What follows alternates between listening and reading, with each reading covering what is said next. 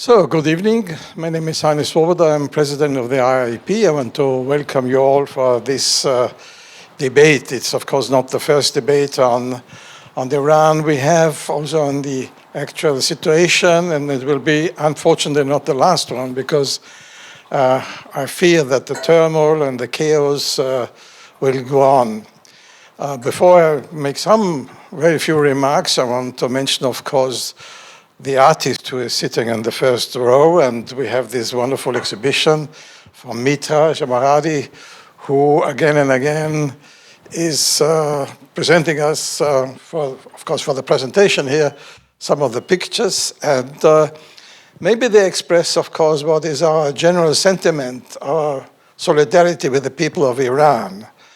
And that means with the people of Iran who are the victims of a terrible regime in Iran, a regime which is not only terrible to its own people, but also to the neighboring countries, and with this aggression, and has more interest in acquiring or coming close to the nuclear bomb than in spending the money for their own people and the citizen. On the other hand, it's always very clear for us that this kind of war started by Israel and the US has to be fiercely condemned, because this is not the way to solve a solution. Now, I know that negotiations and agreements, as it were found also in Vienna, and Heinz is the person to deal with it, did not solve all the issues. It did not solve the issue of the fight of Iran with the proxies. It did not solve the issue of the dictatorship inside the country.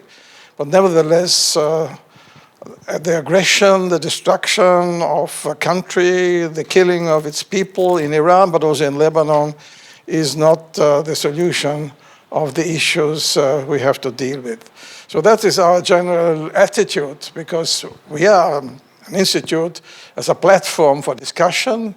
We're not presenting or trying to impose ideas and convictions and opinions, but nevertheless, out of humanity and as an institute for peace, we fight against this gross violation of human rights, and we fight against the war as a means for solving issues which cannot perhaps be solved neither by war nor by negotiations, but the war at least brings a lot of victims and destruction and is not a solution anyway.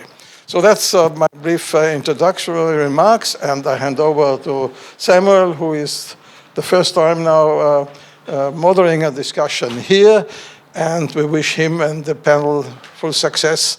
And after some part on the panel, there will be also some possibility for discussion with the public. Thank you everybody for coming, and I wish you an interesting evening. Thank you.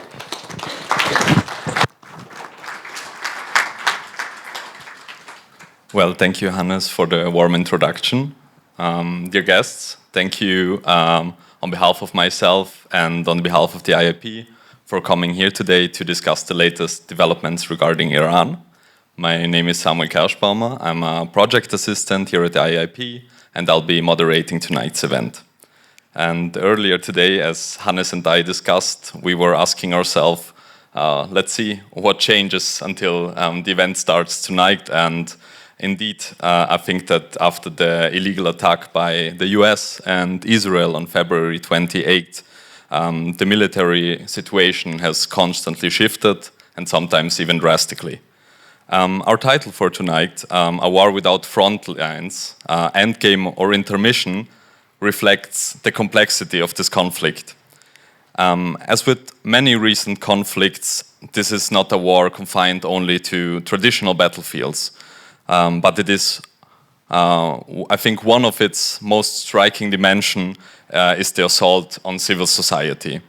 The Iranian regime's brutal crackdown on domestic protests and the broader humanitarian crisis in the region illustrate how this war is not just waged against military targets, but also against people foremost.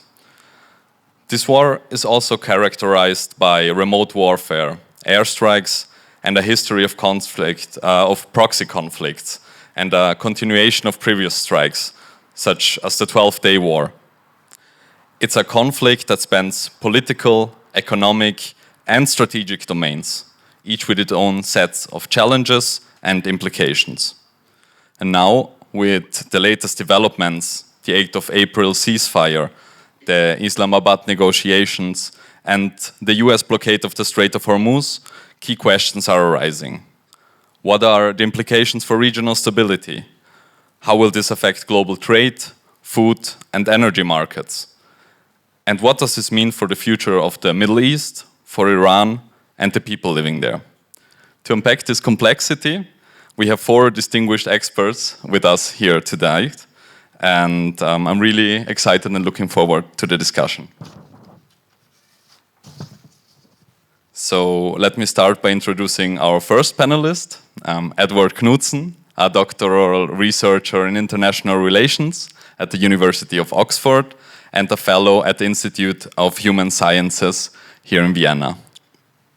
It's also my pleasure to welcome Osnat Lubrani. We had the pleasure to meet before at a seminar.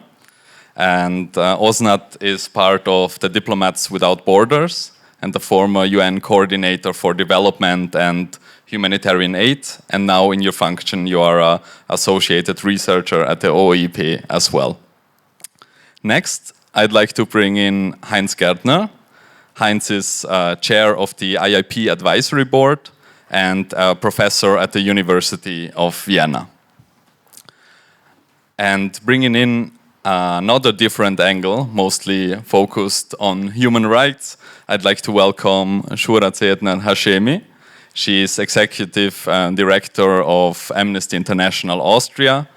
You had a long history working for the foreign ministry in Austria. And yeah, I'm very happy that you're all here tonight to discuss this very timely topic. So, Edward, I would start with you, and I want to ask you if you could explain us how we can understand the driving forces between US intervention in Iran and what your thoughts are on the matter. Thank you. Perfect, thanks. Yeah, and thanks so much for the invitation and everybody for coming. As you hear, I've been placed in the unenviable position of trying to explain Donald Trump's behavior to open up the evening, but I'll do my best with that. While doing that, I think it's important to avoid 2 major pitfalls that you see often in these kind of explanations of Trump. One is viewing him as just sort of purely erratic, irrational, that everything is kind of just new, and that everything can kind of be explained in this like one person, a sort of like negative great man version of history. And obviously, there are some of those negative characterizations I would say are true, but we also do need to, look at history, look at context, look at structures, political economy, etc. But then it's important to not err too far in the other direction, right? There's a kind of glib, like, nothing new under the sun analysis as well that's like, oh, well, actually, this is just a continuation of U.S. foreign policy, just sort of with the mask off, right? You'll hear that phrase. Or just kind of not looking at what's actually potentially novel in this situation. So it can maybe even frame the discussion in that way of this kind of continuum, I guess, between contingency and structure. And we can kind of think through that, and I'll try to strike a balance between the two. Now, I mean, it's about exactly a week after what was going to be the doomsday that wasn't, right? Almost exactly. And, I'm sure everyone in this room has been paying a lot of attention to the news and so on. And so I think a broad consensus has kind of formed about the initial motivations for going to war. Of course, you have, 47 years of tensions between the Islamic Republic of Iran and the U.S., kind of ebbed and flowed in terms of the level of that, but that's the long context. Of course, most recently, Trump withdrawing from the 2018, from the JCPOA, and then implementing really harsh sanctions. And then it's just been in this constant state of flux ever since. In terms of the more recent history there, I think, as has been widely remarked, and I think is indeed the case, you can't really view Trump's actions without looking at the experience in Venezuela and the kind of perceived success of that. I think that combined with the U.S. right's continued anger and kind of even growing intensity about Iran, even though Iran as an actually objective threat to the U.S. has probably gone down even as the rhetoric has gone up, combined with, of course, Israel and Netanyahu's lobbying. I think that kind of lobbying from the right combined with this perceived success in Venezuela, that kind of created this sort of moment for action there. And so I think that's the kind of like driving sort of proximate cause in addition to those more long-standing factors. And something else that I think can't be discounted is a sort of like grievance settling approach. Like Trump, you see domestically, he's gone after a lot of his political opponents from his first term or even earlier in his career. And I think you can almost draw an analogy to foreign policy there, where like the countries that Trump's kind of trying to beat up on are these like old problems from really, the 1980s when he was kind of coming alive politically, right? Like he's actually not focusing that much on China, which is probably, the big kind of objective challenge in the present. He's talking about Cuba, he's talking about Iran, like he's focused on these like sort of seemingly like older problems, and it's kind of a score settling approach in a lot of ways. And of course, again, that's been very widely remarked. There was no clear strategy, no clear endgame. And I think we're kind of seeing all of the kind of folly of this war play out, also because of, the U.S. State Department has never been kind of at the heart of the U.S. foreign policy apparatus due to the primacy of the Department of Defense or war now. But at the same time, even the expertise that did exist was largely gutted early last year with the Doge campaign. And all of that's very important to say. However, I do think we go wrong a little bit when kind of focusing excessively on like the dumb elements of Trump. People say, "Oh well, they're so reckless. This is so completely crazy and unexpected." And on one hand, yeah, absolutely. Like their rhetoric is barbaric and criminal. Their lack of planning is completely egregious. All of that's very true.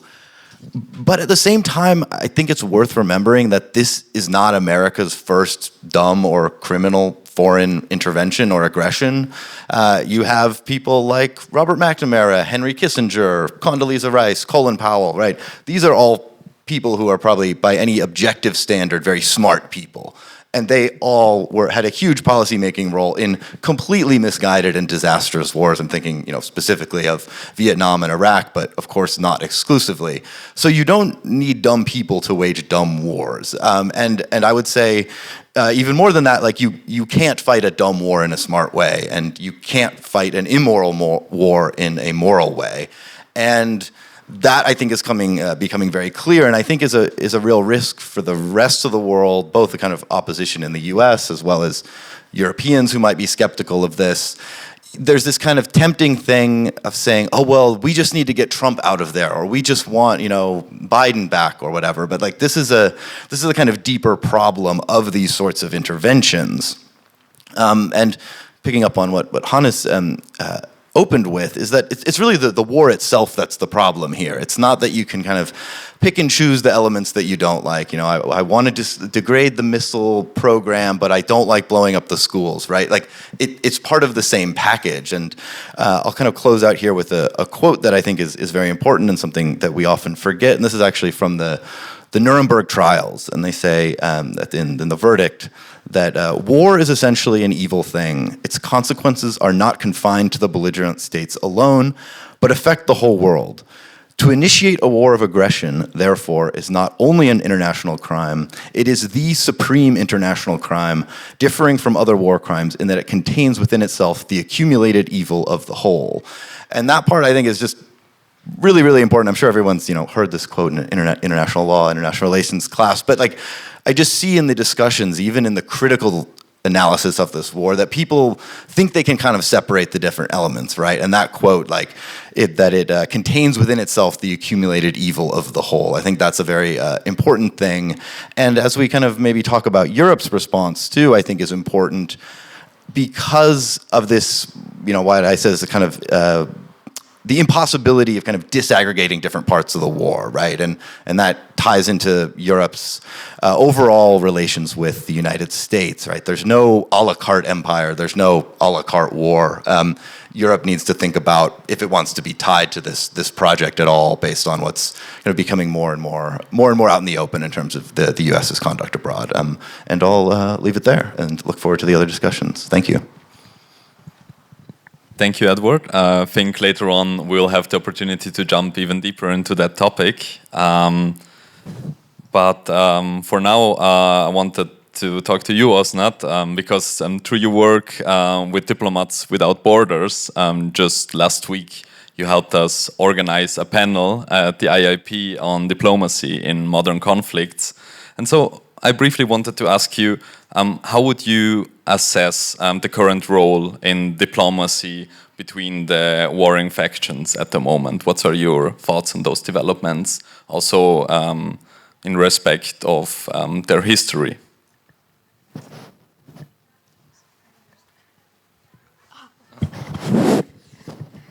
Thank you very much. Pleasure to be here.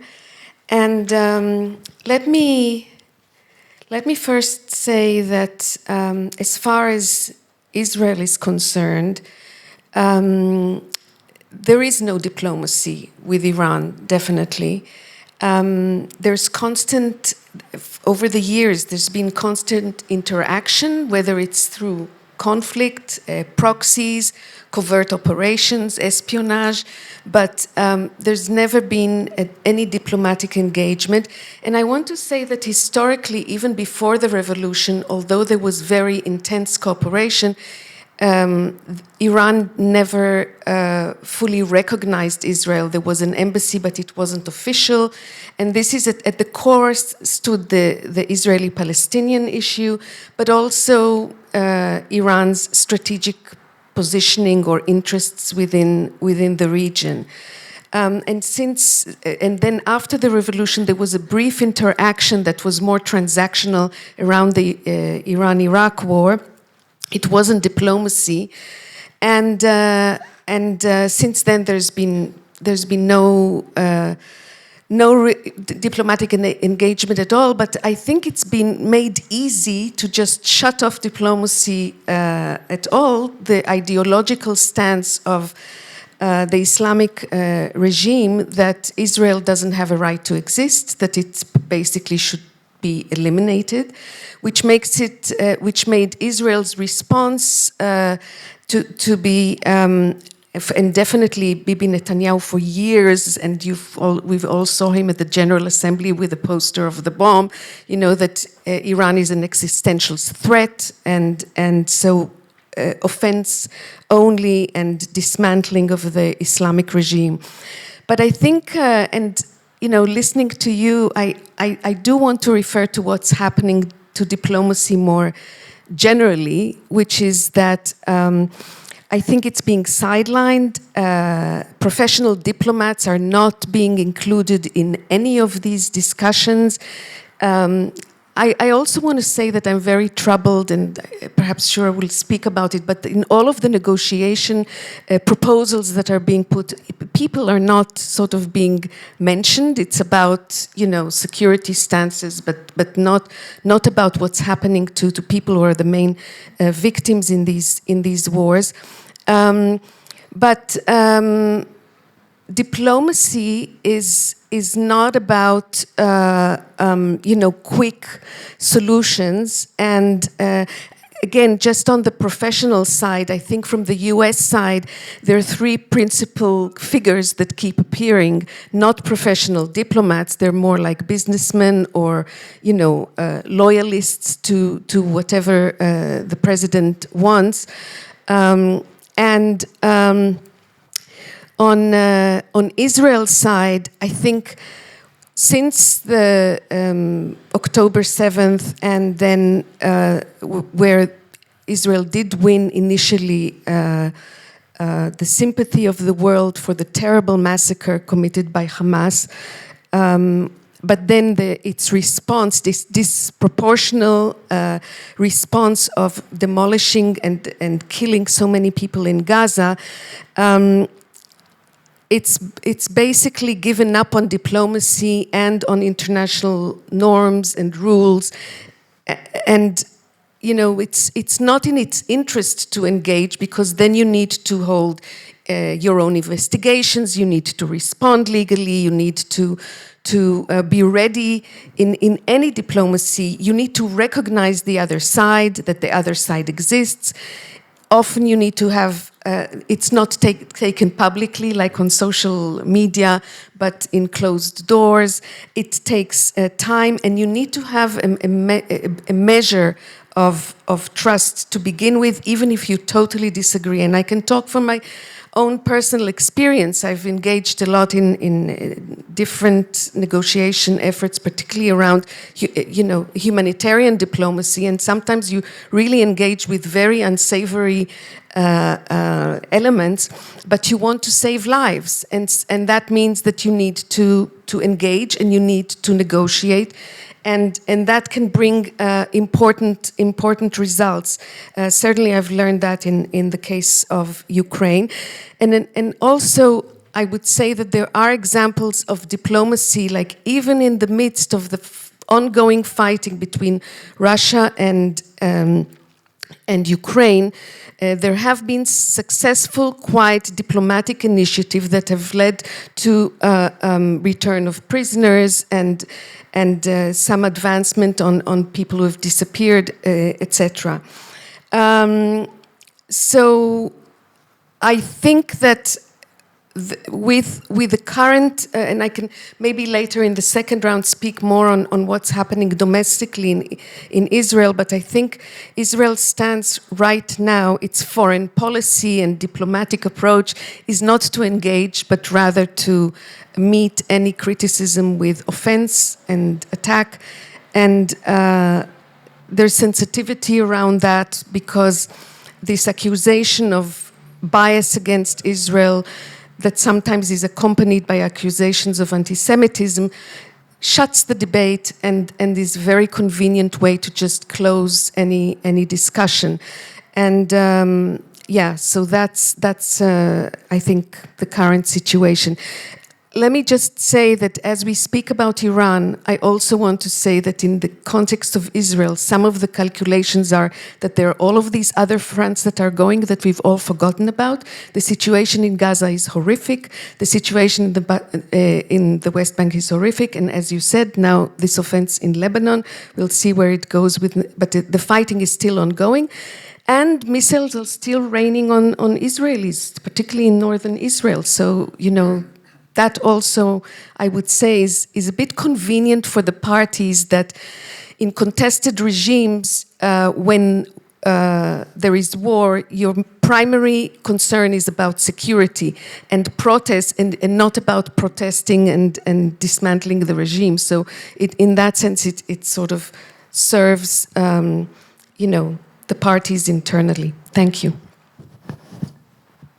Thank you very much, Osnat. I hope we can get onto that later as well a bit. And building on what you just said, I like to bring in Heinz, and I would like to ask you to take us back to the 12-day war in June 2025, and maybe even a bit earlier. And it would be lovely if you could talk a bit about the key triggers and how Iran's nuclear strategy has evolved, especially in the light of responses to the US action. Thank you.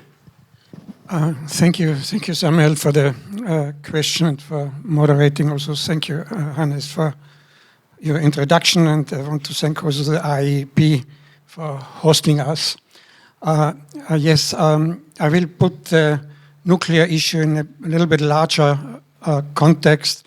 So, because I think it's not enough to focus on only military capabilities, you have to include perceptions and intentions as well. And there are powerful perceptions out there. They're not so much addressed in the public. However, we do have them influencing all the debates.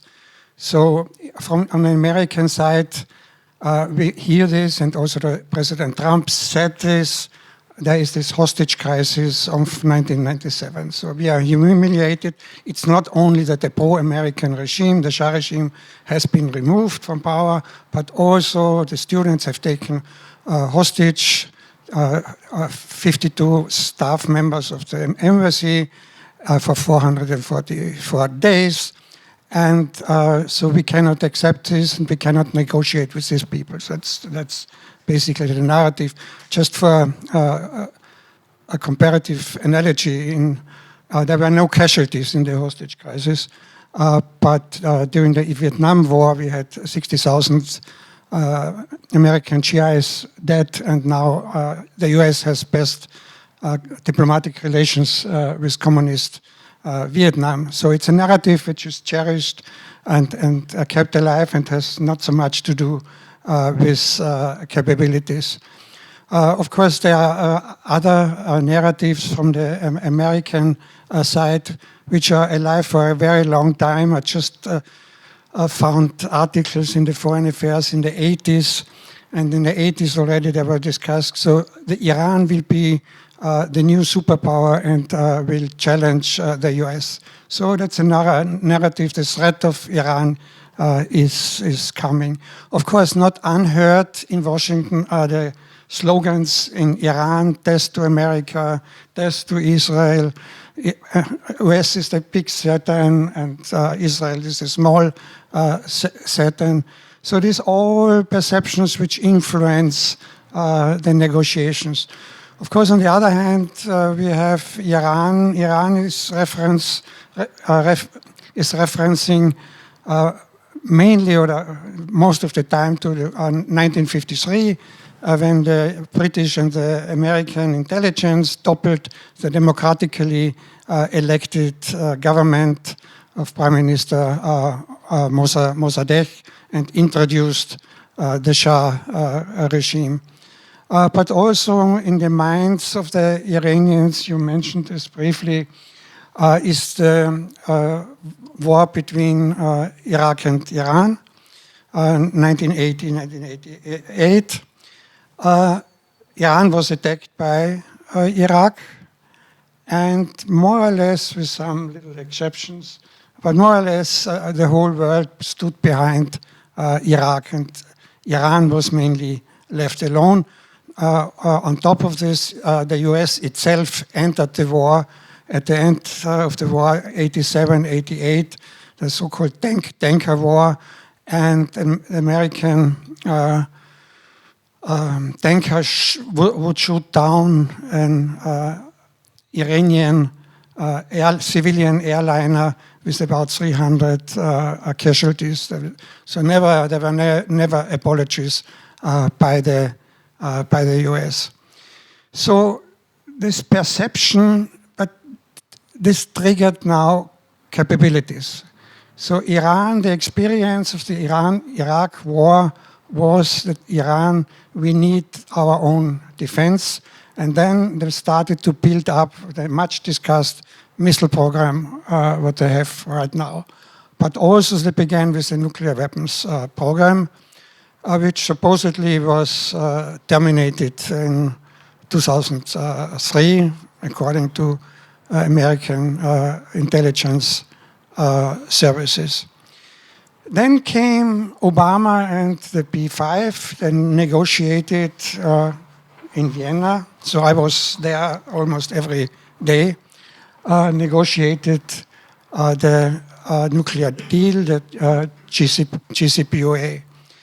So the idea was to limit the capabilities, in that case, the nuclear capabilities, but over time change the perceptions as well, build confidence. Even so, it was not really openly said so very loudly, because that would have derailed the technical issues of the JCPOA. Nevertheless, capabilities and perceptions. I think this was the best negotiated arms control agreement in history, with very comprehensive verification measures, monitoring, I will mention a few details a little later. But then it was adopted in Vienna in 2015. But then came mainly Prime Minister Netanyahu. He said the opposite. He said that's the worst deal ever. So what he introduced was intentions. What about the intentions of the Iranian regime? They're malicious. They're cheating. You cannot rely on them. If you have an agreement monitored, no, the Iranians have bad intentions and that will change over time, so we cannot have this agreement. So, and they started together with the Republicans in the American Congress to disrupt this agreement successfully. In 2018, then President Trump withdrew from the agreement.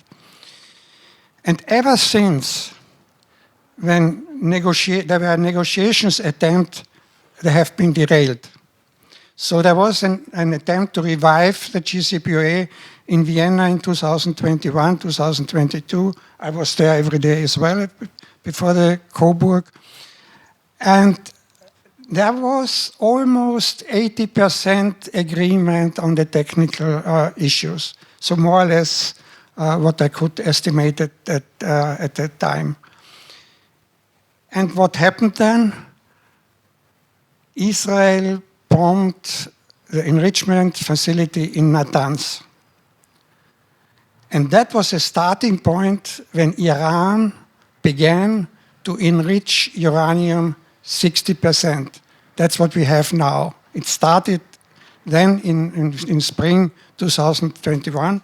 Now Iran had about, it's under the rubble now, has about 440 kilogram of 60% enrichment. We wouldn't have had this if negotiations had been successful. Then, of course, there were other issues as well, like security guarantees. I come back to this a little bit later as well. And this also encouraged the opposition in Iran. There was strong opposition against JCPOA and the nuclear agreement as well. We don't want to have this with the Americans. We have these two sections. The reformers supported it, and then the hardliners, and there was a change of government then in Iran from Rouhani to Raisi, and then somehow the negotiations were disappearing, were vanishing, or had not a successful result. What we know now, what happened in 2025. So there have been, again, very successful negotiations in Geneva, and they would come back to Vienna to finalize the technical issues. Iran was bombed by Israel and the US, and the same scenario we had in 2026, February 28, and we are still in this war. Now, after all this, you know this from the media, but there was Islamabad, and again, Islamabad was not really a failure. They picked up the same issues again, but 1.5 days, as you said, it's not enough, and that's why what I've heard is there will be a continuation on high level a little later on, maybe on the technical level, where they will do it in, again, Geneva or Vienna. Nevertheless, the same issues are on the table right now. So I just mentioned a few. So they are all solvable. That's what I'm saying. So these issues, these technical issues, are not that difficult to resolve. You don't need to have a war in order to negotiate these technical details. So we have what you hear always in the media, this enrichment. Iran wants to enrich because it's entitled to do so in the non-proliferation treaty for peaceful purposes. And the JCPOA said 3.67% enrichment. What I've heard is, according to my information, already in Geneva, the Iranians would agree to 1.8 enrichment level. So they made these concessions. What in Islamabad has been discussed, already what I've heard, the Americans gave up on zero enrichment in Islamabad. There was a debate whether enrichment capabilities of Iran should be suspended for a certain number of years. The Iranians say 5, the Americans say 20. So 1-digit or 2-digit solution, that can you negotiate. So everybody here in the room can find some solution. So you don't need to continue a war to negotiate this. So that's so that is the one issue. The other issues are these stockpiles. Now, most of highly enriched uranium, I mentioned this, the 440 kilogram, maybe they're under the rubble near Isfahan and somewhere brought some elsewhere, we don't know, not even the Director General of the IAEA doesn't know, so even maybe he says so. But anyway, they are there. What do we do with this fund? There are two proposals out there. The Iranians thought, yeah, if we find it, we dilute them down to lower than 3%. Then the Americans say, no, you have to ship them out somewhere abroad. Okay, you can have a solution, a compromise between diluting them or shipping them out of the country. So that's not so much of a problem, no? Right? And then there was the issue, the issues were there already during the GCPOA. So that's all the same discussion. So then there is the issue of the centrifuges. Of course, since the GCPOA, the centrifuges have been modernized. They have several proposals what to do out in Vienna in 2021. They said, okay, let's mothball them. So just makes them not functional. But there is a new discussion which is reasonable, link the centrifuges to the stockpiles. If Iran is not allowed to have stockpiles at all, if they're moved out, you can have fast centrifuges and produce fuel, but you have to ship it out anyway, or you have to dilute it down. So centrifuges and stockpiles can be solved as well. So there are two other issues, and then I finish. There are two other issues. One is, of course, reasonable anxiety or fear by the Iranians. What do we do if the next president reneges from an agreement? Or what do we do if the president again and Israel Netanyahu bombs us? So this is an issue, it cannot be resolved. There have been several proposals out, so with regional security guarantees. So it doesn't work without a certain level of trust. So we come back to this negative threat perceptions has to be reduced. So the confidence has to build up. You can build up if you have a good agreement, as Obama sought to do with the GCPOA. And also, Iran wanted to have sanctions lifted, but after the GCPOA, not so many sanctions have been lifted. So how does Iran get the guarantee that they get sanction relief? So there was a complicated debate about sequences, who first is doing what. Iran is reducing the enrichment, and should first be sanction lifted. So that's another issue which is not really resolved. But however, to conclude, technical issues can be resolved if they are combined with perceptions, reduction of threat perceptions, addressing also intentions. And if you have an agreement, it is also possible that domestically you can have change. I was in Tehran after 2015, before already, every year, and I could feel the next 3 years there was an opening up economically and culturally. So that would be an agreement, technical agreement, reducing threat perceptions, opening up would basically a concept which I think could work. Thank you. Thank you very much, Heinz, for giving us such detailed insights into the matter. I think it will give us a lot to think about. And now that we have talked so extensively about the background of the whole war, I think it is also as important to focus on what's going on inside of Iran, actually.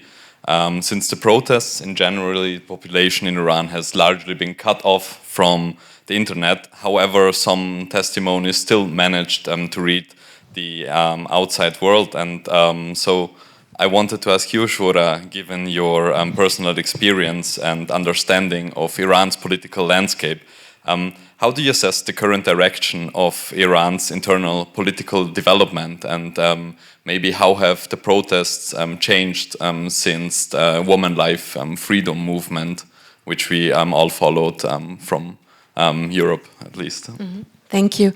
Pleasure to be here tonight with you.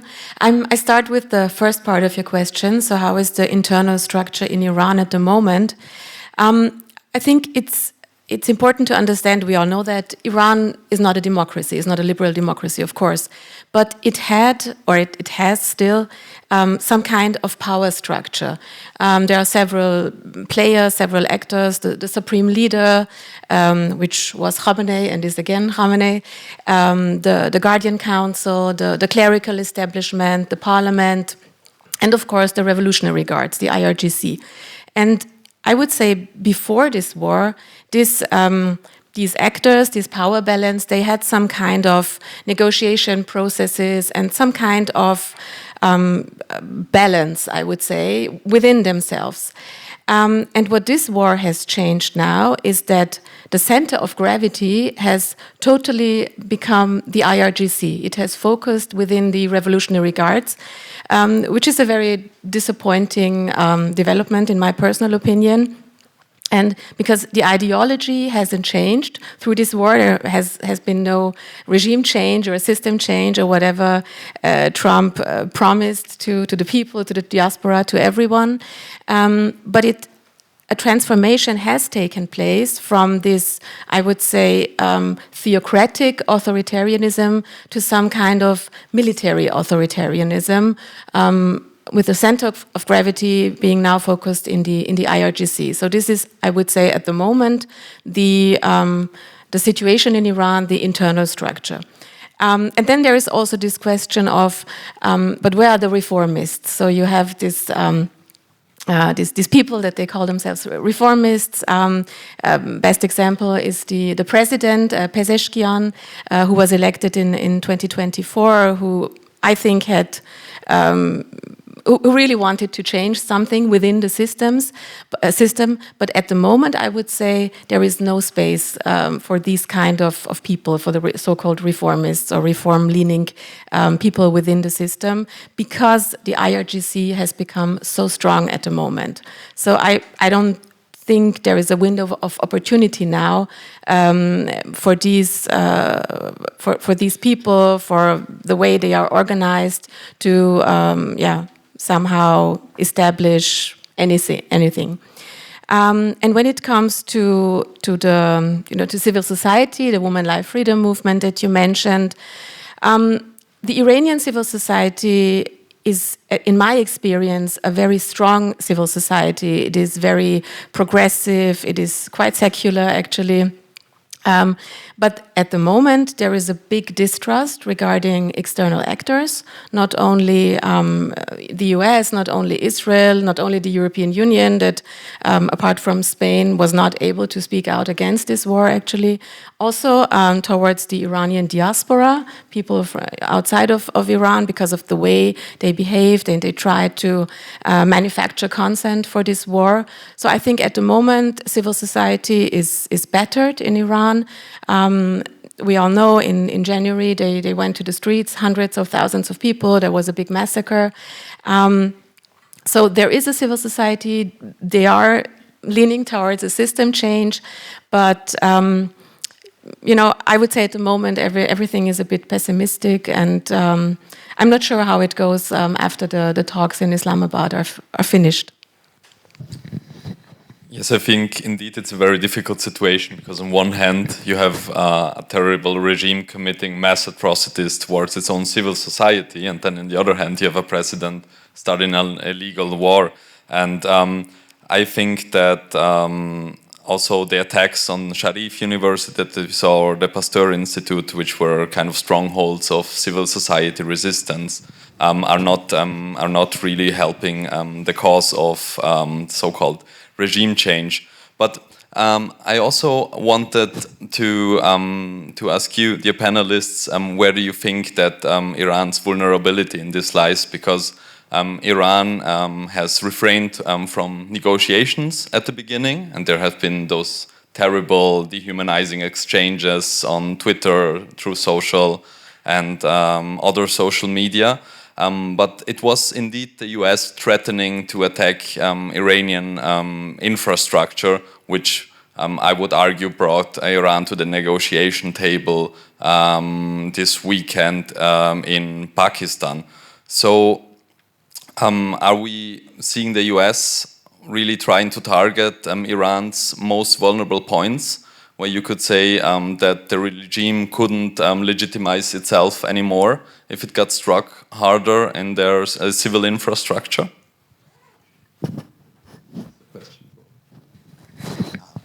I mean, I can just jump in quickly there. I mean, I wouldn't be the best to comment on, exactly how the regime would be durable in that context, but I do think we need to kind of distinguish between the different elements of like theater and how both sides are trying to play to their domestic audience also through these negotiations, right? Like the timing of that like they agreed to this, this truce sort of like an hour and a half before it was supposed to be the death of a civilization, right? There's obviously negotiations going on in the background before that, and like both sides are kind of trying to time these things to look like the other totally collapsed or totally gave in at any given point. And so I would just say, like generally be very kind of skeptical of what maybe seems like direct cause and effect. And it's just very hard to know in all of these contexts, because like all of the countries in the region are very kind of closely censoring what's getting out there. The U.S., is obviously has its own kind of interest in spinning what's going on in terms of saying, just for example, like the back and forth. Lebanon was included. Oh no, it wasn't included. And it's like, well, at one point they're trying to talk to the Israelis and say one thing. One point they're trying to talk to the media and say another. And then they're negotiating with Iran and saying a third thing. And so, I guess the overall just would be like kind of skepticism about exactly knowing any of these specific things until the kind of retrospective accounts come out.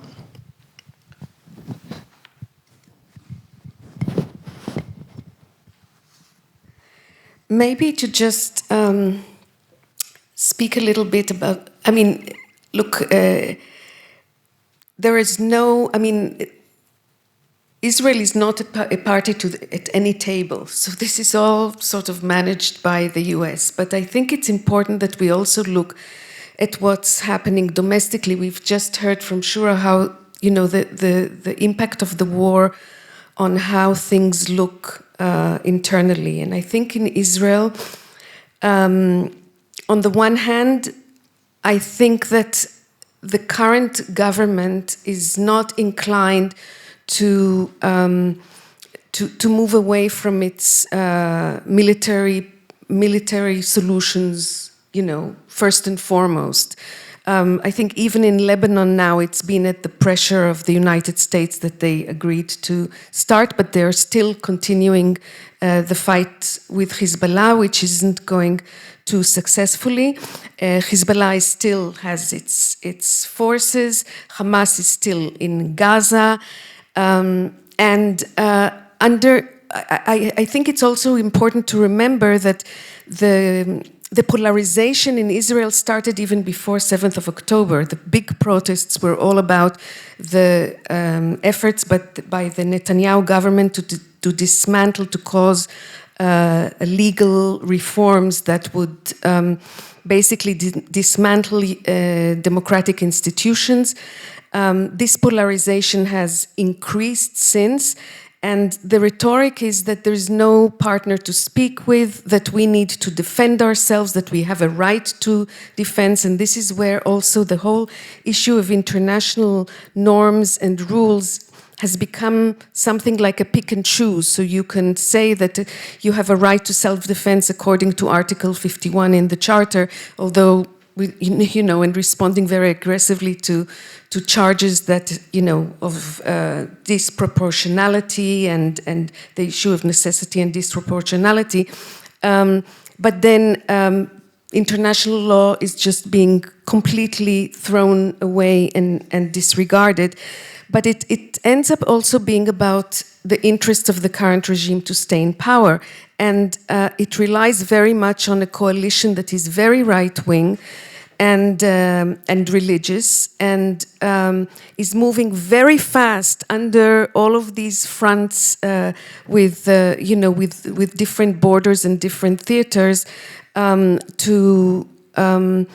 to increase occupation and to fulfill some sort of, even I would say, some messianic ideas of, occupying additional territory in far-flung areas.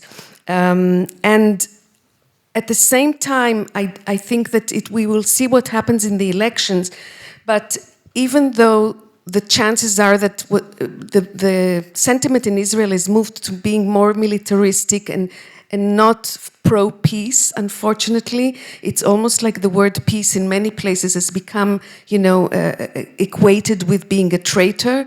But at the same time, if there is even a centrist government that understands that there is a need to engage with the international community and there is more pressure that will come from the US and the EU, I do think that there is a possibility to, for such pressure to push back Israelis to back to the implementation table, I would say, for a solution to Palestine, and we'll see what happens. But right now, I also am a little bit pessimistic that it's going to, it doesn't look too good. Since you asked the question, it was a good question, so it would require a long answer. I try to be short. This war follows basically the laws of wars. It's really, you can study the development of a war. So, and every war starts when you think you have a quick and fast victory. So that's what happened with this war as well. And there was a long report in the New York Times recently when Prime Minister Netanyahu came to the Oval Office with a video and convinced Trump that was very quick. So, and the regime would be toppled even before it was able to close the Strait of Hormuz. So that basically President Trump accepted this. And then, of course, it doesn't really happen. If you don't really, fast success is not here. We know this from the First World War. We will be home at Christmas. So that's basically, that was Trump thought as well. So it was more difficult, and all the time when there were small victories on the battlefield, they were sold, especially Trump is very good in this, as a big victory. So the regime is obliterated already. We have also Hexed, the Minister of War. But it was not. So it continued. And then, of course, it comes in more violence, more hatred, more enmity. And then at a certain point, the civilian comes into play. And there is the idea to target civilians. That's where then, and Trump is always exaggerating, and he wanted to threaten to obliterate a whole civilization. So that's basically where we are. But President Trump really went up the escalation ladder, but at some point, I guess he has the feeling there has to be some end of it. Because he would go into history with his legacy, would be the war president who basically violated the international humanitarian law, also the threat to destroy a whole civilization, but is a threat with genocide. So instinctively, he thinks somehow that has to stop. That's why we have the negotiations in Islamabad. But then we have Prime Minister Netanyahu, and he has a different agenda. He doesn't want Trump to get out of this war. He wants to keep him in the war. So he has many strategies for that. So starting the wars, intensify the war in Lebanon is one of them. But it can go to the extremes. So, and I don't say this lightly here. I just bring a historical analogy. And we see this already from President Putin when he threatened, I still have nuclear weapons, that's what Putin said. But we had in 1973 when the Yom Kippur War, when Israel had a superiority. Nevertheless, Israel argued our existence is in danger and we still have the Americans to help us. Not directly, but indirectly. And Moshe Dayan, the defense minister at that time, signaled to Kissinger, we still have nuclear weapons if you don't help us out. So that was I have seen the documents, because it's not official, because Israel doesn't have officially nuclear weapons, right? Kissinger, at that time, I'm just finishing with the anecdote, in the Oval Office, he said, okay, they're blackmailing us, okay, we are helping them, but we want them first to get a bloody nose, but we want us Americans to stay clean.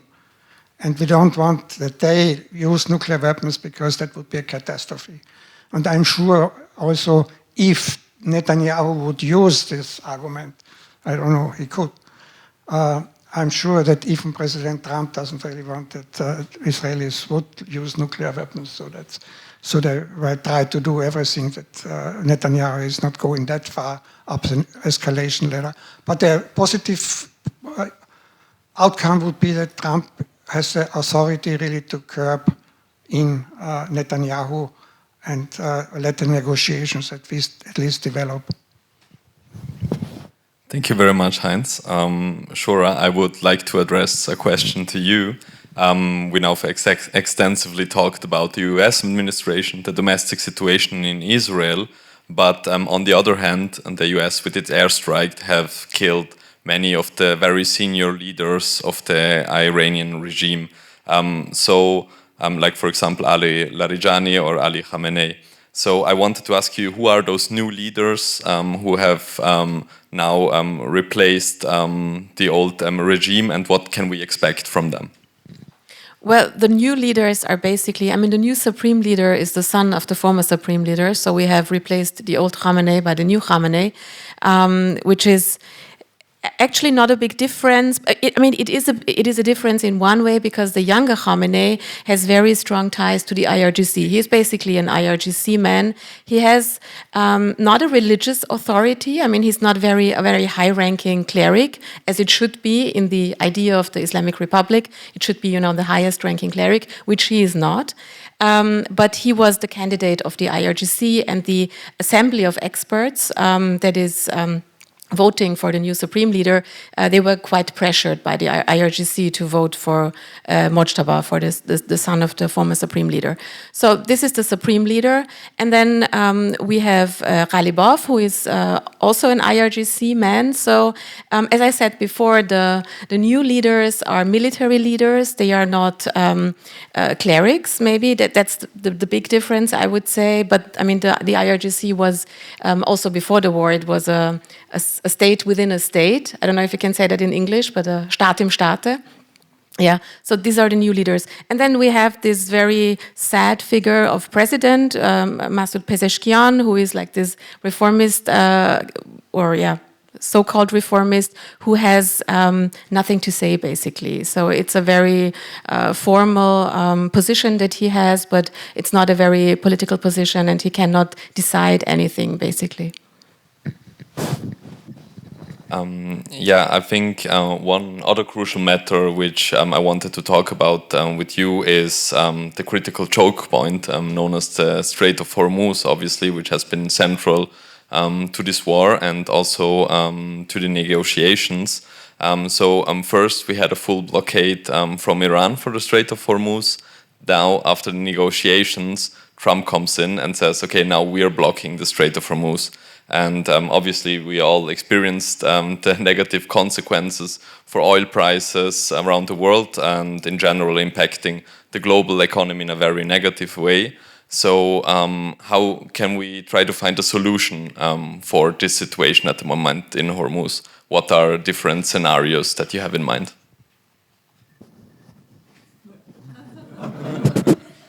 I think it's bad.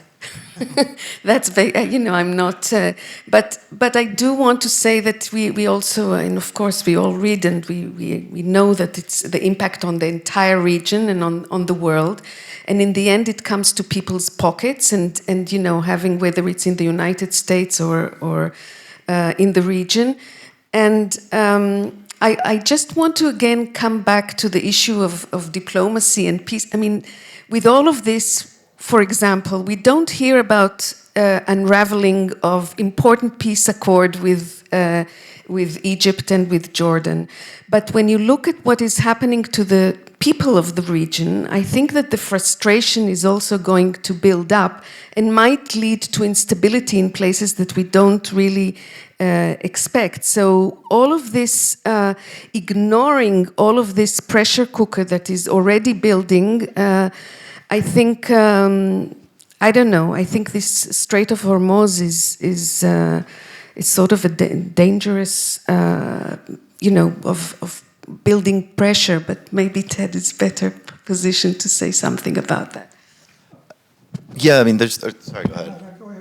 Well, yeah, there's the obvious economic issues, right, which is like everyone talks about the oil price, right, and that's obviously seen most rapidly, but there's also all the byproducts, right, fertilizer, different plastic products and so on and so forth, and that's just going to kind of keep compounding and kind of sending shockwaves through the system that, are months ahead. Even if everything reopened now, like there would still be a ton of economic disruption. The question is like the people who feel the pain of that are not the people making the decisions. And so there's always some of that in war, right? But it's kind of one of the most pronounced cases that you see of that. And it's really unclear what kind of level of economic pain might make the US kind of change its mind. I mean, I think Trump in his sort of childish view of how global economics works, things like, well, the US is the world's biggest oil producer, therefore we don't need oil, therefore this won't affect the US market. And the first part is true, it is the biggest producer, but it's a global market, so if the supply goes down, even if the US has its own oil, the price there still goes up. But that's just the smallest kind of version. It's these other kind of inputs into other economic systems that are going to be even more catastrophic over time. And it's kind of to the level where you see these really sober analysts of different supply chains and processes and so on, using things like doomsday, unfathomable. You see these words from people who are used to writing very dry investor reports and things like that. So that, yeah, I mean that's really hard to see, but bad, as you say. Maybe we should have left it at that. And in terms of solutions to this.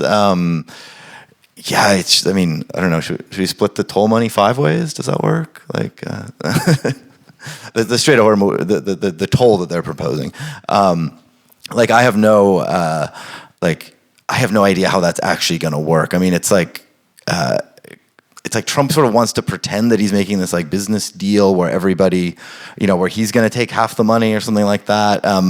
But it's this again, just kind of very childish view or a very crude imperialism. I mean, I don't know exactly what's going to happen when countries who want the oil from their want to get those ships out of there, right? I know like China had said like, well, it's our sovereign right to like get the oil that we have contracts for. Obviously the U.S. can kind of blockade Iranian ships, but it's a bit of a different question over like whether that leads to some kind of confrontation with a kind of peer military who also doesn't want to have their products blockaded. And not to be catastrophic, I guess, but it is worth remembering when we look back at different historical episodes that with the Cuban Missile Crisis, right, like what really almost came to a head there was a Soviet ship trying to reach Cuba, and then it was this like, will it be fired upon or not? And that was seen as the potential trigger for like what some people thought might be a kind of world-ending scenario. And so there is a way in which that these like kind of one of the oldest types of transportation, right, and shipping lanes and so on, like the pure kind of old school geography of that can intersect with the sort of most sophisticated and types of potentially world-ending conflicts. And so, not to be alarmist, but just to say that like these kind of nitty-gritty of where a ship is at a given time, like has these much bigger implications sometimes. Yeah, there's a more catastrophic scenario and a more benign scenario. If you think back, the closure of the Strait of Hormuz was only if we came up the escalation ladder after a while. So at the bottom is still the nuclear issue. So it started with the nuclear issue. So if they are able to go back to the nuclear issue, to the agreement, maybe the Strait of Hormuz will be solved by itself, because Iran, there was 48 years after the revolutions, never was closed, so Iran was fine with it. Now, of course, Iran is threatening, there will be not a situation like before. That can be negotiated. So, and the positive scenario is that Trump doesn't really want to get more involved in this situation. So that's the negative scenario is, and what we hear in the media, that ground troops are sent to secure the shores of the Strait of Hormuz. This reminds me on the Vietnam era. So you started with a small group of ground troops, and then you stay for 10 years and lose the war. So that would be. But when it comes to the solution, if the positive scenario plays out, that Iran really, he wants allies anyway. He's constantly asking, I need allies to do this, the blockade. And so he's looking for allies. But the allies would be there. There could be a solution together with the Gulf states. So that there comes to an agreement to have control over the Strait of Hormuz together with the Gulf states. So that would, it's their lifeline as well. And then Trump would be fine with it as well, because the allies are doing it, they're controlling it. Iran can face safe and say, okay, we have our say here. So that would be the solution if the negative scenario does not play out. Well, thank you very much. I'm sure that we would have a lot of different topics to discuss still. However, we leave the last couple of minutes, half an hour, to questions from our guests here. Yeah, maybe we could try. We could start with Stephanie. Thank you very much for an interesting discussion. My question would be on the role of the European Union. The European Union did have quite an important role at negotiating the JCPOA back then, but now we do see that it does not have any role, more or less, at all. We do not have any impact on the United States. Ted, correct me if I'm wrong. But we do have some leverage, I would say, at least on Israel. But Israel, on the other hand, is not part of the negotiations, as you said. And then we do see that the whole situation in the region is very, very complex, because it's Iran, it's Hezbollah, which is a danger to Israel's security. I think that is quite true. I mean, missiles are flying over there. We do know that they have that they are financing them. It's quite a proxy. Hamas is the other problem, obviously, and the Houthis did not even enter right now. So for Israel, it will always be a problem speaking only about the nuclear issue, which is important for the United States, but not too much. What can the European Union do? Are we just there to could we at least constrain this kind of escalation, and then really look at the long durée and see how the whole region, including the Palestinian questions, everything would need to be solved in order to have finally peace? So what could the role of the European Union be, and why is it that it is not there at all, especially also when it comes to this whole idea of international law? Is just still something left of what we call international law?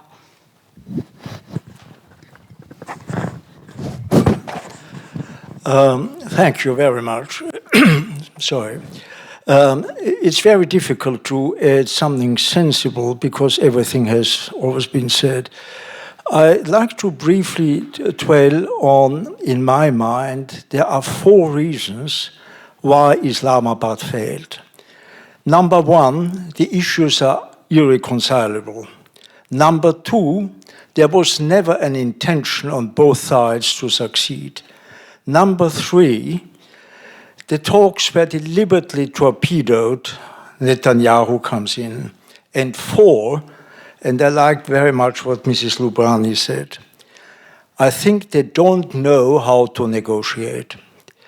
To put the thorny issue of the nuclear disarmament on first place is a folly.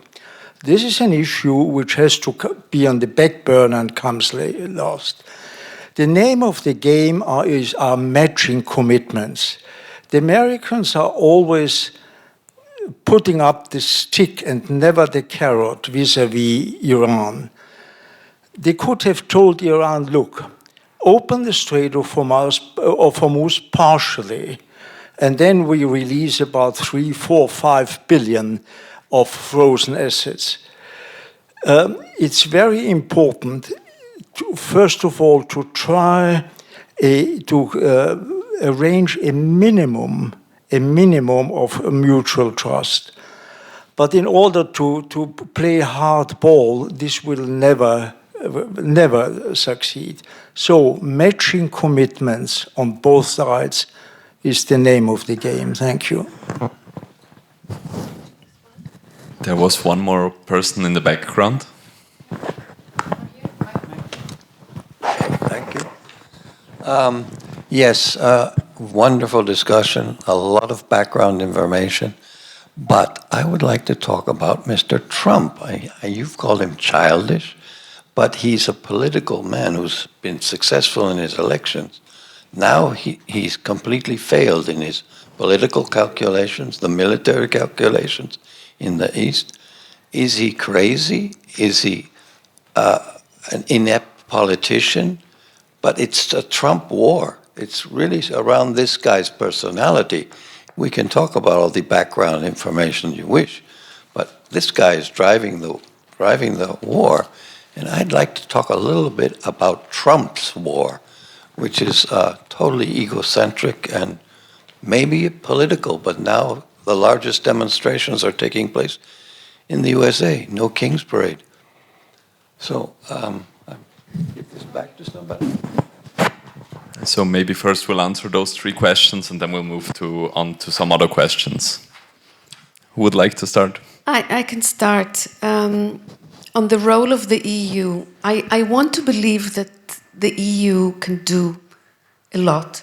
The ties between Israel and the EU, as much as right now, Mr. Netanyahu is really, it's sort of like a one game US, him and the US, and ignoring all the others. The ties are extremely important, economic and in every other aspect, and certainly Israelis want that proximity to Europe. So, building on the second question, I would say that it's a matter of the right balance of carrot and stick, and I think that there's more to be done there. In terms of the stick, we'll see what happens now that there's been a change in Hungary, which Mr. Netanyahu was very close to. I mean, I know that it's not just Hungary. There's other lack of consensus from other side. But on the the issue of negotiations, I think you're right.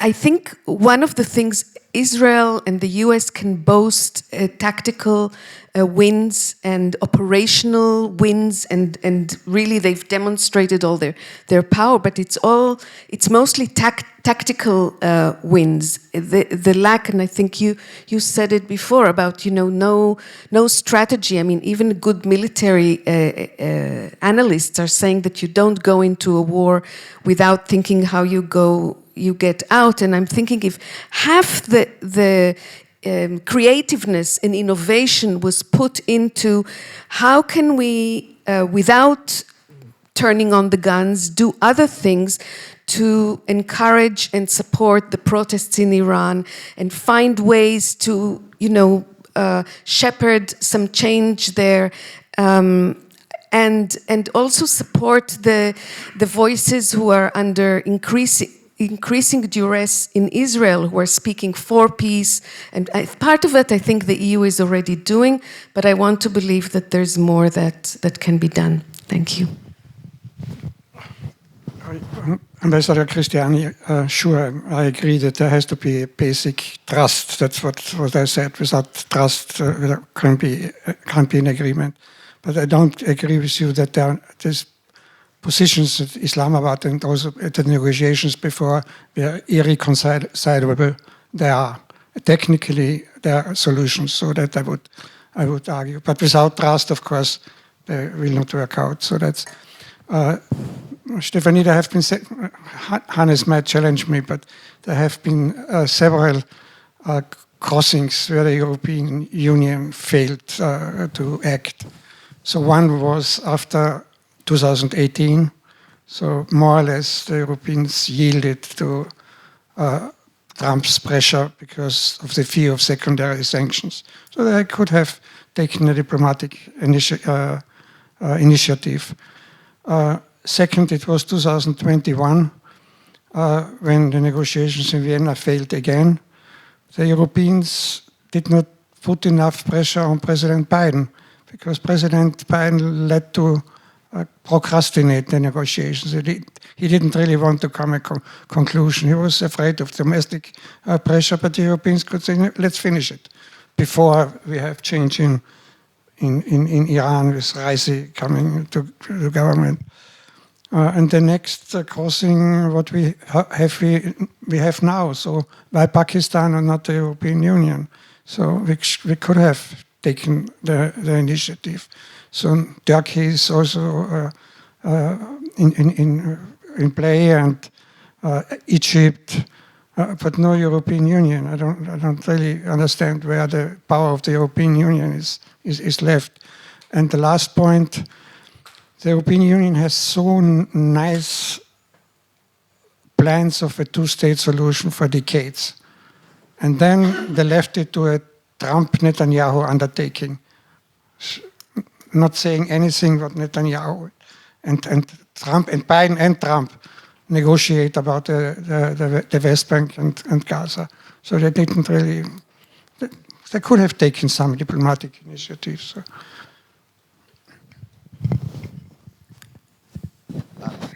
Well, yeah, thanks. I think, yeah, I'll take those in the order. So I think with the EU and its relative lack of influence, I mean, I'm sure there is some role for it on the sidelines here, but I think like rebuilding some diplomatic influence and credibility has to be seen as kind of the longer term project of, strategic autonomy or whatever preferred term you have for that. Because say that you take this from the Iranian perspective and say, why wouldn't you take Europe super seriously, right? So Trump withdraws from the JCPOA and Europe says, no, we still want to uphold this. Like, we believe in this agreement. We can keep it going without the Americans. We'll have alternative trade systems. You have Heiko Maas talking about an alternative to SWIFT. You have all of this sort of, technocratic wrangling saying, no, we're going to use the blocking statute to make sure European firms don't actually cave into U.S. secondary sanctions, that they continue the economic ties. Basically, none of that goes anywhere. So, why would you include Europe if you're the Iranians, right? They've kind of shown themselves to not actually have influence, whether diplomatically over Washington or any influence actually, militarily, one, or economically with the ability to withstand U.S. economic coercion.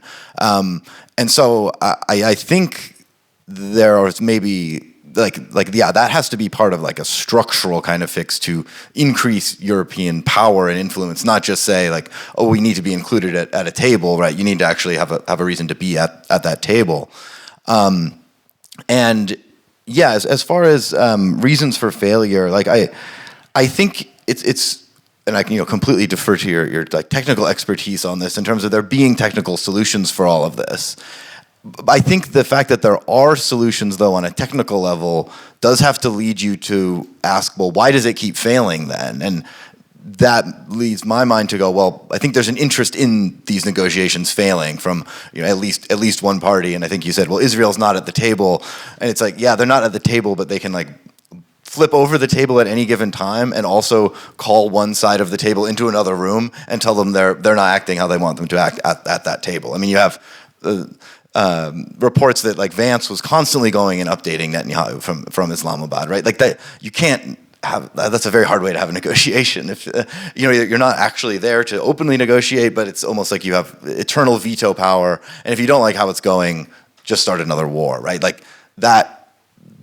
Like it's hard to imagine that there, with Israel in its current state and the way it behaves abroad, that there is any kind of solution to these problems, right? Because it does have a kind of a veto power over agreements. Even when cooler heads prevail in Tehran and Washington, there's a side that doesn't really seem to want that and can seemingly undo that at any given time. And so that I think will be another project of, I guess, like creating constraints in the mind or creating trade-offs in the mind of Israeli foreign policymakers, that you can't have it all ways at all times, right? You can't be sort of treated culturally as just a European country, right? And kind of welcomed into the international community while behaving like a sort of rogue state abroad and enjoying unlimited military support from the U.S., right? Like there has to be a choice made there, and they have to know that they need to make a choice because they haven't had to. Well, why would you if you could just have it always to Sunday, right? And so that's something that needs to change in order to change that kind of behavior, which I think undermines all of the rest of this. And so that, not a silver bullet, but I think definitely a prerequisite for any kind of progress. So if there are no further remarks, I would like to go on with some questions. There was a person in the background with the glasses who raised his hand a long time ago already. No, thank you. Thank you for this. Thank you for this. Really important panel in a pretty fraught situation, as you all explained. I wanted to push a bit further, not to be too negative, but from what you just said, and I think there seems to be agreement in the room, even from the question. I mean, at least from Trump's side, we're not expecting any trust to be built up anytime soon. We know from previous action that Trump can go on pause for another month, sure.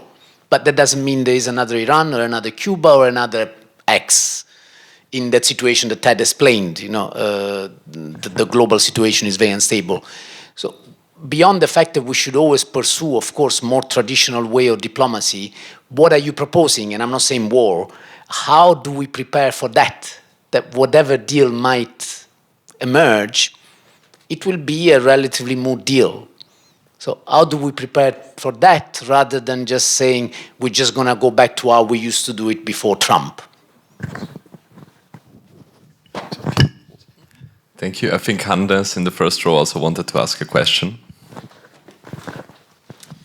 Yeah, thank you. Of course, as Heinz said, I have a bit to correct it. Look, Europe, Israel, all the time, even before Netanyahu excluded Europe from any serious talks and negotiations on the whole question of Palestine, of Palestine, of Iran. Always with the hidden or open remark, or we know your history, what you did to the Jews, so be quiet. There were very few exceptions. One was Shimon Peres, and the other perhaps was Olmert. But we know what happened. Shimon Peres was not elected as prime minister when he was the candidate after Rabin, and Olmert was put into prison, not because of his policies, but because of corruption, like some others.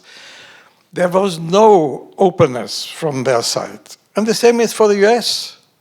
We speak about Trump now, but you know, there was a president before Trump, he was called Biden. What did he do in the Middle East? It was a disaster. And his foreign minister, I don't know how often the foreign minister was there, and they could have done something, including the question of not sending military equipment. Of course, also Germany or other European countries could have done it. So I think, and the US, you mentioned quite rightly that Biden didn't do anything. How should we have put pressure on Biden? He was fearful. He was not the minimum of courage. He was totally a disaster, not only internally when he did not, when he always thought he would be the next president and did prevent his deputy or the vice president or anybody else to run. So, but also in the Middle East, I mean, yes, he didn't start a war, but if that's enough to praise a president that he doesn't start a war, but he looked what happened in the Gaza, and that was terrible. So I think we should, with all the criticism of Trump, and he's a disaster, we also have to recognize the big failures, because he would have had a chance to prevent what happened in Gaza. And so I don't deny that there are many differences also inside the European Union. Also spoke about the German delivery of weapons and other issues, and generally the German situation because of history, but with a wrong interpretation of history. They do what they do, and in some other countries as well. And you mentioned before something what seems to happen in France. But basically, they were always included. Now there is perhaps a chance, and this would be my question, the first question, perhaps with the Arab states, with the Gulf states, to come in, because there are some of the countries already, including the European Union, started to have a closer relationship with the Gulf states, which was not easy in times when you say our foreign relation is also value-driven. And of course, Saudi Arabia is not a country with high esteem and respect for certain human values or basic values. But nevertheless, I think if you go for a more pragmatic approach, some closer relationship with the Gulf states, who are anyway also disappointed not only by Israel but also by the US, still we are not delivering security or cannot deliver security with the Gulf states. So they will not interrupt their relationship with the US, but maybe they will have a more open mind also towards the European Union. My question, especially to Heinz, is, were only the nuclear issues discussed in Islamabad according to information? Because we have three elements, three main issues: the nuclear issue, the proxy wars or whatever, especially Hezbollah. But think about Iraq. Iraq is also on the brink of having a new civil war again, in the phase when they are slowly stabilizing their own nation, because you have now Iranian groups inside and who are militias. And of course, we have the human rights situation inside the country. At least for Israel, unfortunately, I fear that the last point will be not on the agenda in negotiations. And again, I'm not so hopeful about the automatic consequences of an agreement. Again, the citizens of Iran will be the least respected and will be the victims again of the regime, or the new regime on the revolutionary guards. Maybe they are less theocratic and less rigid on religious issues, but not on civil society issues. But my question, because the other issue, I think, including, of course, Houthis, the situation in Iraq, the Lebanon with Hezbollah, at least Israel will be very pushy on these issues. And my question is, if you know if this is any subject of the discussion between the US and Iran. Thank you. And there's been a hand raised long there. Yeah, thank you for the panel and everything. I have a question maybe for the diplomatic side. I'm really curious if, like, from a European perspective, we've been talking about that Europe doesn't really have a voice in all of this and is not really respected in all of this. And earlier the metaphor of like carrots and sticks came up, and it's always about carrots and sticks when it comes to Iran or Hamas or Hezbollah or whatever, like that party, but it's never about carrots and sticks when it comes to Israel. We've been handing out carrots all throughout the genocide in Gaza, all throughout the illegal invasions and aggressions in the region, and since '67 with the occupied territories. I mean, it's been nothing but carrots. From a diplomatic side and from a point of view of trying to get Europe back onto a diplomatic table and to a negotiation table, what do you think do sticks towards Israel play in rebuilding sort of a credibility for a European perspective? Thank you.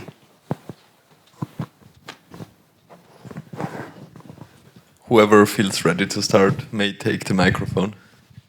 I'll go briefly first. I mean, I think, I agree with what you're saying about the carrots and sticks and so on. I mean, it's now to the point where even saying like there'll be fewer carrots or a slower pace of carrots can I think have a lot of influence, because Israel is a small country, right? It's like it is dependent in a lot of ways. It's obviously very powerful militarily, but I think like there's so many things across every single realm where it would be very easy to get kind of influence over Israeli behavior. It's just there's a hesitance to do that, like you mentioned, for some historical reasons, even if the interpretation of that might be a little questionable. But yeah, I mean, the points of leverage are very obvious. That what's interesting is with Iran is like when you sideline a country so much, you actually reduce your points of leverage because they don't get that much from the West.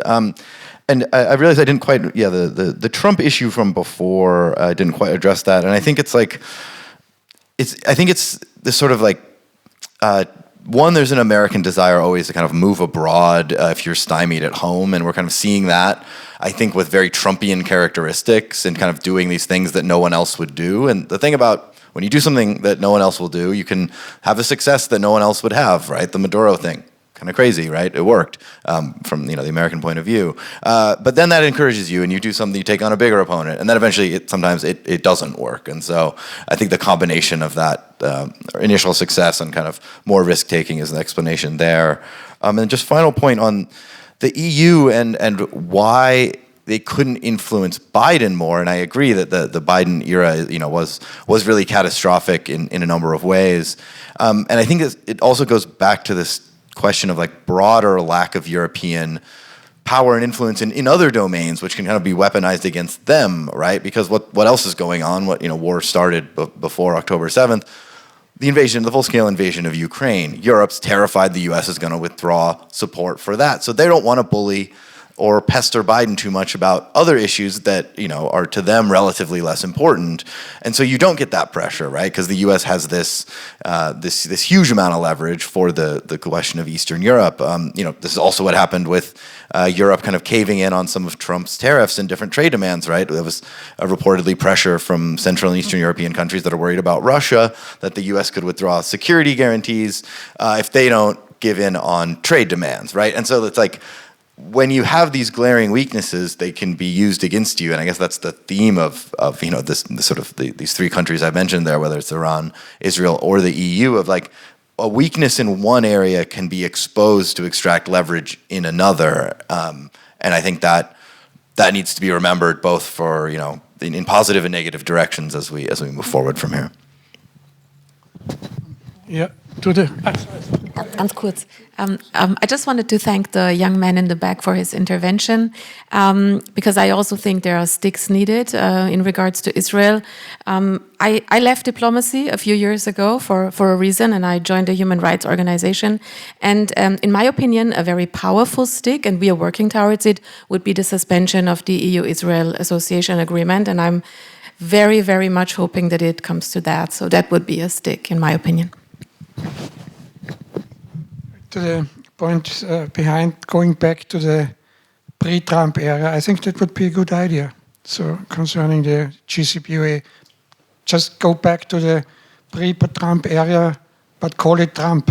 So call an agreement Trump agreement, so because Trump doesn't want to have it called Obama agreement, because there's not much should be changed, a little bit, of course. So Hannes, basically I couldn't agree more to all what you said, so, but you have specific questions. The other issues, also the missile issue is, again, so it was, as far as I know, there was not really on the table of Islamabad, because the reaction of Trump to Islamabad was, the immediate reaction was, they cannot have a bomb. We don't want to have that. So he didn't refer to the other issues as well.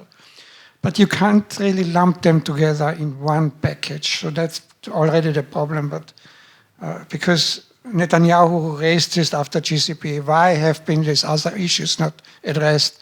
That was a method to derail the agreement. I think they should be addressed, but not in one package. So the Hezbollah and the support of Iran to these so-called proxies or the allies, which was not a good deterrent for the Iranian people anyway, because now we have the war, it didn't really help much to protect the Iranians. But if this would have been done during the Cold War with the Soviet Union, the arms control agreement, to include the behavior of the Soviet Union in arms control agreement, we never had an arms control agreement. So you cannot really lump this together. But of course they have to be addressed, and I think I don't mind if now Iran is negotiating with Lebanon, maybe something Israel, Trump, what did they say? Netanyahu, no? Also Israel, yeah, Netanyahu. I wanted to say Netanyahu. Yeah, I don't mind. Maybe something can out, but it should be done with separate from the nuclear issue. And then this missile issue, there is no arms control agreement in history which singles out only one state for an agreement when it comes to conventional weapons. So this was always a multilateral agreement, or at least a bilateral agreement, which two parties were involved, like in the Soviet Union and the US. So if you want to address the missile issue, it has to be a multilateral agreement, a regional agreement. There has to be arms control negotiations on the regional level. Of course, I understand Iran, that they should have some defense after the Iraq war. They need some sort of missiles. But you can discuss, of course, the range of the missiles, or the velocity, you can discuss all kinds of, but it can be regional. And I even think Israel could be included. The security of Israel has to be respected as well. So I at some point went so far and said Iran should recognize Israel. Maybe that's too far, but the security of Israel has to be addressed as well. They can be included in arms control agreement. That happened already. So I forgot the real year. It happened already in the early 80s, when there were arms control agreements in the Gulf states, including Israel. But it failed because Egypt wanted to bring in the nuclear issue. So then the Israelis would leave the negotiations. But in that case, again, you have to separate the conventional weapons, missile negotiations from the nuclear issue, which should be addressed as well. Israel's nuclear weapons have to be addressed in the framework of a nuclear weapon-free zone, Middle East, or even further. So keep them separate, do them, but lump them together is a recipe for failure. So. Maybe I'll just say, I think, we've all been following, like the EU is itself in a bit of a, mode of figuring out how it moves forward with its, on NATO and security of Europe. So there are sort of big things that are in the making. I want to thank the person that was questioning diplomacy. I think diplomacy is important, but I also don't think, I think it also needs to evolve. I mean, and maybe, you know, there are a lot to analyze and to learn. I do need to say about Trump that he did bring the hostages back, and he did finally get a ceasefire. Too late, too, you know, but yeah, I think the skills of diplomats are very much needed, and I think it's more in the strategic, you know, thinking. I mean, in the end, when you look up at the Arab states, for example, I mean, what is happening to them, I think, is a total shock. I mean, if this continues, a place like Dubai, which has built its entire economic model on being a hub, I mean, what will happen to these countries? So a lot is also at stake to see how they position themselves vis-a-vis their own security and the U.S. But it's I mean, for them it's basic survival. And I also think that in terms of looking at military strategy and alternatives, all of this, putting it on the armies, and we see that the difficulties that Ukraine is having with just keeping soldiers fighting, and the same is happening with Israel. And how long can Trump keep all of this enormous capacity there, just, you know, in place?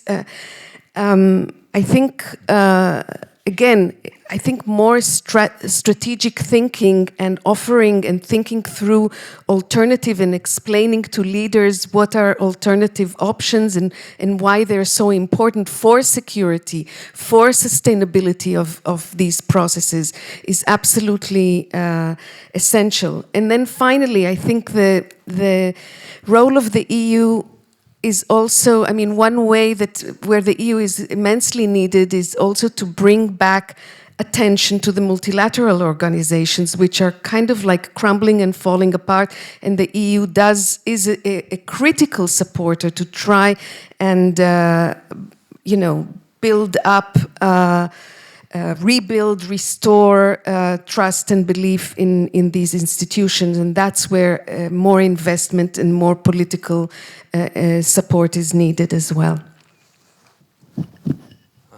Well, thank you very much. Thank you to all the panelists which were here tonight. Sadly, the discussion for tonight has to come to an end. However, we offer you some snacks and some drinks outside, so I hope you stay here for some more time, and maybe there are further discussions taking place outside. Yeah, when it comes to Iran and to the whole region, I think we need to see what happens on the ground and in the background. But I think we're all hopeful that this never-ending cycle of war can be brought to a halt. And yeah, with this, I say very much thank you to our guests again. Thank you to our panelists. It's been a pleasure talking to you, and see you next time.